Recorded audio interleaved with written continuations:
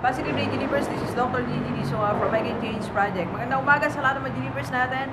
And this is the first time po tayo mapanood sa YouTube channel. Thank you very much. Please subscribe, click na po yan do, Gigi Sunga. Okay, and if you need career coach and research advisor, speaker for seminars for students, teachers, parents, and companies team building, just call me 0939-5254-311. Alright, so itong vlog natin ay off muna tayo sa mga OFW, estudyante, mga businessman, businesswomen, off muna tayo dyan. So ito muna ay para sa mga teachers, okay? So sa lahat ng mga teachers na mga delivers, mga kaibigan natin, meron ko sa inyo lahat. Alright, so this is my topic today. 5 high-paying side jobs for teachers. Alay po natin sinasabi sa mga teachers natin, yung income mo ngayon, pwede yan madagdagan. Okay? Yung status mo sa buhay, pwedeng magbago yan. You just have to find a way. Okay? And of course, changing your mindset. And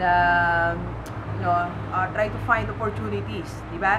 So, ito yung 5 high-paying side jobs para sa ating mga teachers na na-experience ko at na-experience ng ibang tao, nakita kung paano sila kumita. Okay? So, number 1 na dito, of course, what I'm doing right now, be a vlogger. Okay? So, di mahirap yan. Wala akong mga skills, wala akong mga gadgets. No, when I started, actually, camera lang na cellphone ginagamit ko. Ngayon lang may camera ako because I have a seminar. Pero pag ako lang nag-vlog sa sarili ko, cellphone lang, di ba? Meron kayong mga cellphone, baka nga mas maganda pa yung cellphone nyo sa akin eh. So, cellphone, pwede na yan, mag-vlog ka. Gawa ka lang ng YouTube channel mo.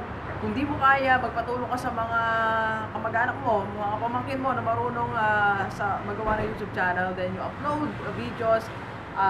Mag-geno naman yung content, ano yung topic.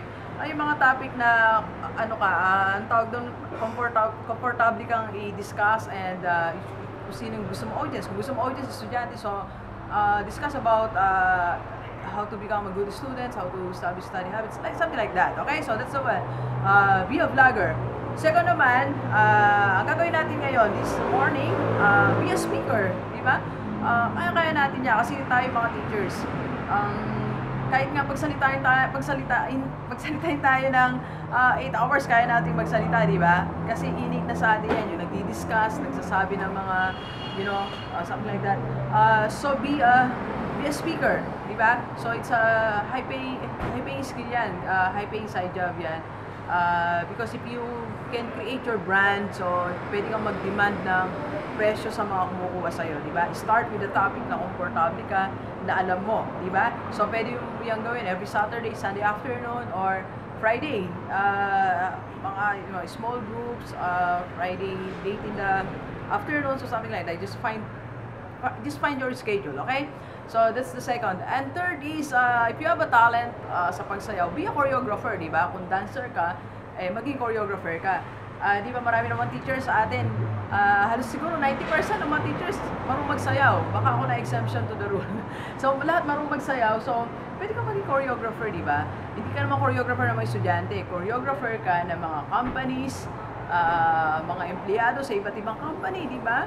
I have a friend who's doing that and he's earning a lot kasi ang mga kliyente niya, mga tao sa munisipyo, tao sa mga government agencies, di ba? So, that's the third.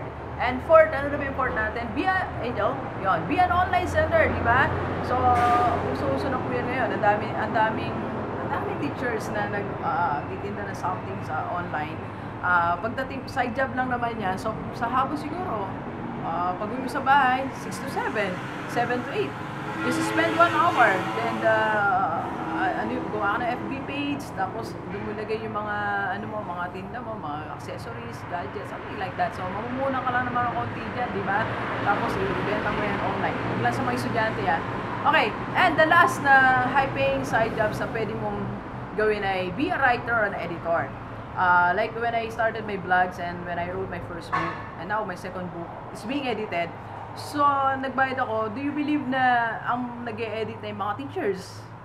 I'm paying parang 100 per page or 100 per 2 or 3 pages, something like that. So, dahil konti lang may skill na ganyan, mahal po ang bayad niya. Okay? So, teachers, ayan yung ating 5 high-paying side jobs na pwede mong gawin. Okay?